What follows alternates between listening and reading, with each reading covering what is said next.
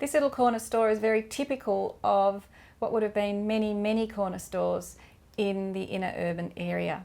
It was recreated from an oral history that was taken from one of the residents who lived here in the early 19th century. The shop operated pretty much from the 1850s through to 1935, and it was very much a pulse, if you like, of this street and certainly of the block of terraces that Susannah Place is.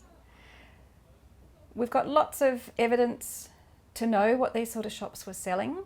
We have early photographs from not necessarily this particular shop, but other shops in the district. We have journals and ledgers that show the bills people were paying, so we know who they were ordering things from. And sadly, there are even a few bankruptcy documents, because one of the owners of these shops along the way, of this particular shop, did go bankrupt. So the court needed to know everybody he owed money to, and that included all the invoices from his suppliers. So you had everything from canary seed through to coffee mixed with chicory, which again is a lost food, probably for good reason. But there were those simple household staples, so arrowroot, oatmeal, sago, flour, sugar, all those sort of things. It also sold a selection of fresh fruit, and of course tea was a big part of daily life throughout Australian history.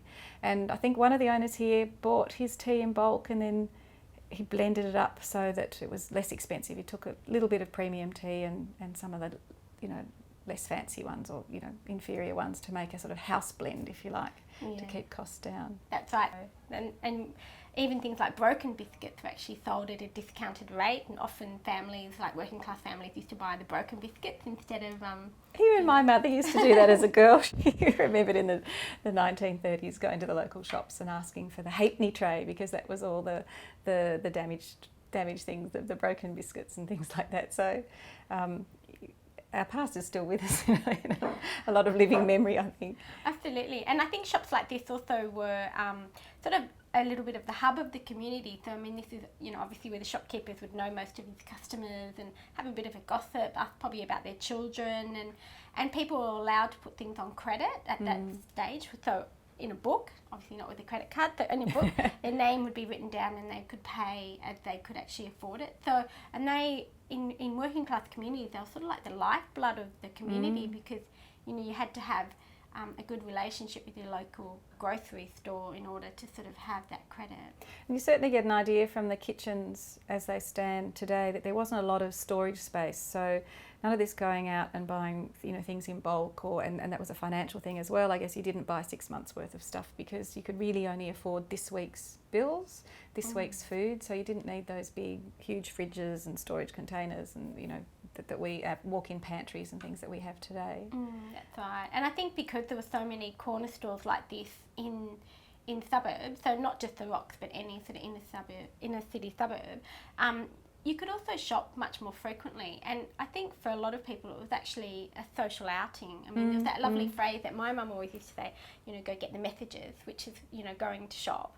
And so I think it was a good excuse to go out, and often the children were sent to do the messages and go get the shopping. But they were dotted nearly on every second corner, so there wasn't a shortage of shops in any neighbourhood. Now we might get in our cars and do our big weekly shop, but this was really a sort of duck down the street, send the kids on the errands. I can really see kids coming in and out of here with a little message from mum, or, oh, what did I forget? I've forgotten what it was. I'll run back and find out. It was a custard powder, or I wasn't really listening. That's right. And there was also home delivery though in those days. Oh, so okay. Actually one of the shopkeeper's son was the delivery boy for the shop. So he would actually carry baskets full back to houses in the area.